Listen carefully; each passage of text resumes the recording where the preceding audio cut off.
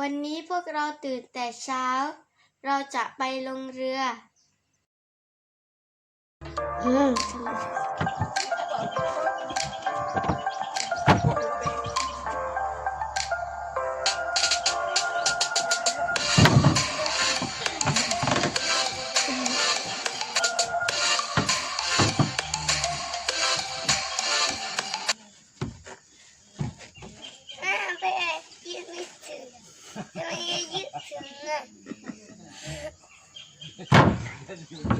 อันนี้เคยเอาคน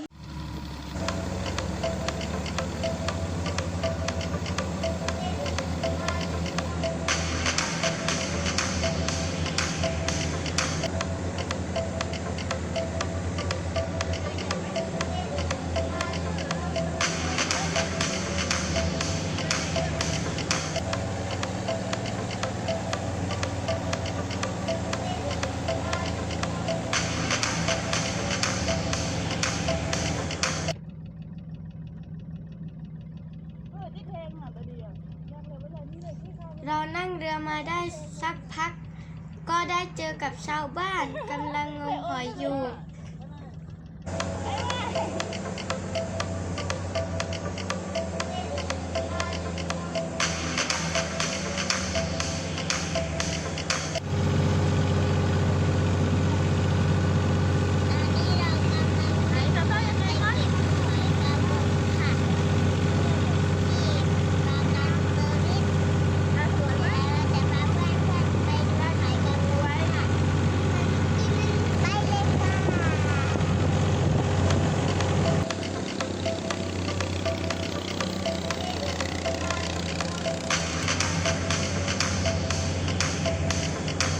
พวกเราใช้เวลานั่งเรือผ่านลำคลองออกไปยังทะเลใช้เวลาประมาณ30 นาที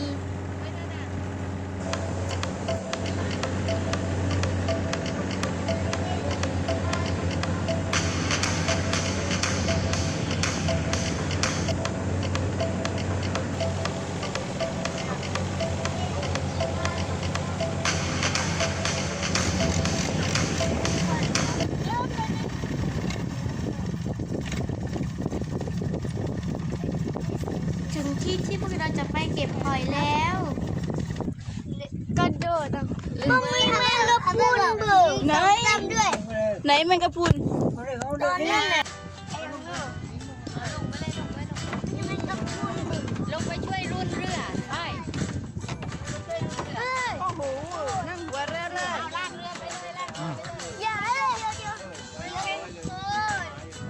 มันเป็นน้องก็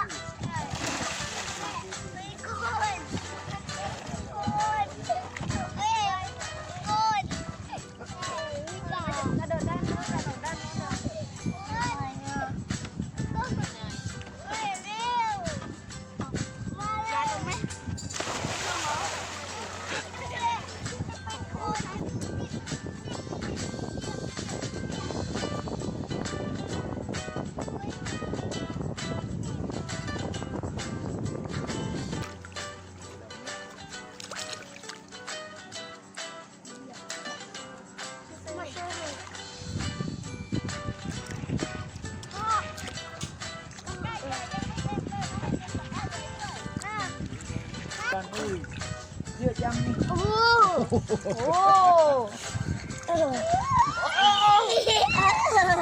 เยอะมาก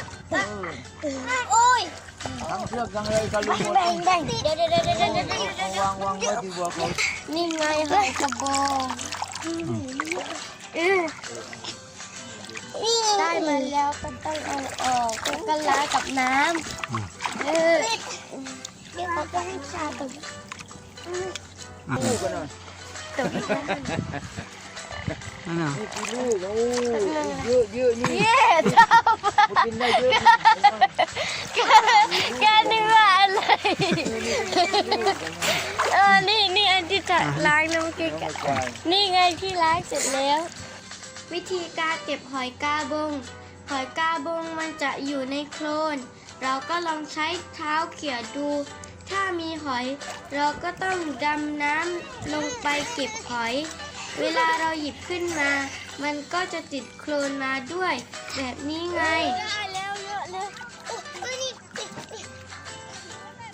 นี่ไงได้มาแล้วโคตรใหญ่เลย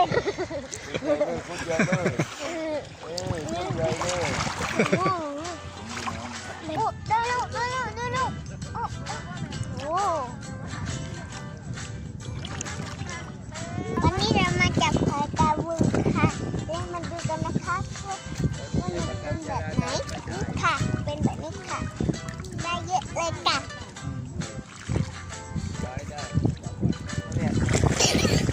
เวลาไปดำน้ำที่มันถึงเท้านั่นทำไมเล่นเล่น ตัวนั้นเลยเม่น ต่อยแม่นเหรอ โอ้ จับเบาๆ เจ็บอ๋ออันนั้นน่ะ อันนั้นมันเคลื่อนไหวใช่ไหมเคลื่อนไหว นี่แล้วมันมีตานี่ ไม่ใช่เล่นตาเคลื่อนไหว เดี๋ยวให้มาดูให้มาดูให้มาดู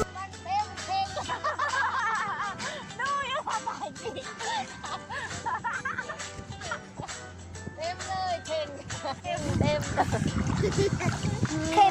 บอกถุงเต็ม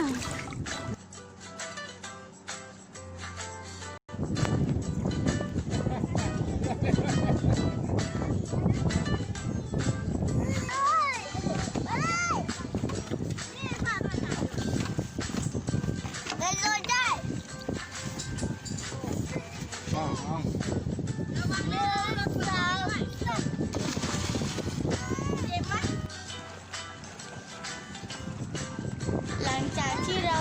ได้หาหอยจนเหนื่อย เราก็ได้เวลาเล่นน้ำกันแล้ว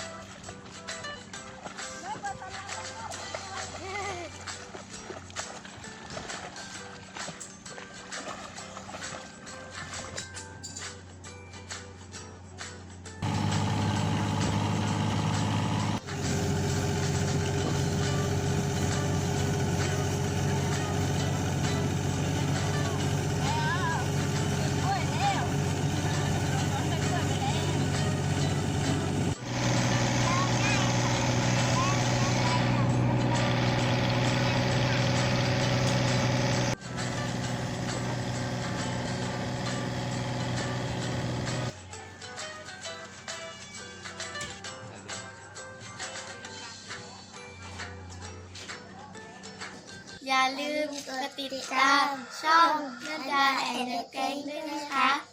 บ๊ายบาย